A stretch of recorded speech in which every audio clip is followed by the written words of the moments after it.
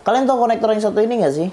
Beberapa dari kalian pasti bingung konektor yang satu ini tuh sebenarnya untuk apa coba? Di beberapa motherboard zaman sekarang, port atau konektor ini tuh sebenarnya masih ada, tapi masih banyak yang bingung kayak ini tuh buat apa? Sebenarnya konektor atau port ini itu adalah mouse slash keyboard slash PS2 PS2. Nah, seperti namanya mouse slash keyboard slash PS2 ini, dia itu sebenarnya untuk mouse, untuk keyboard, tapi bukan untuk PS2 karena PS2 di sini yang dimaksud itu adalah IBM Personal System 2 dari sebuah perusahaan komputer terbesar, namanya adalah IBM. Nah, IBM ngasih nama port atau konektor ini itu untuk konektor peripherals dari PC kita kayak mouse dan keyboard ke komputer.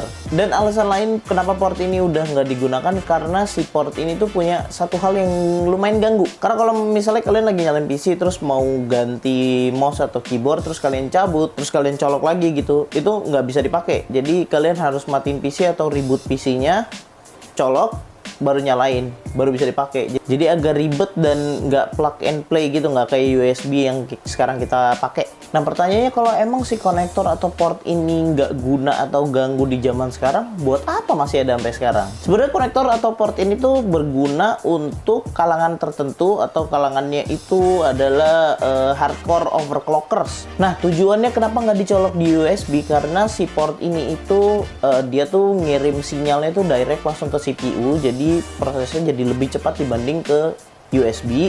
Nah, pastinya kalau namanya udah overclockers, dia tuh membuat si hardware tuh berjalan di atas rata-rata gitu. Nah, selama mereka ngerjain di atas rata-rata, kestabilan si motherboardnya juga kadang goyah gitu, nggak stabil. Nah, jadi akhirnya si USB ini juga ikutan error. Makanya itu suka bikin ganggu mereka. Akhirnya mereka pakai si colokan itu. Makanya di beberapa motherboard zaman sekarang, itu masih ada si colokan mouse keyboard PS2 itu.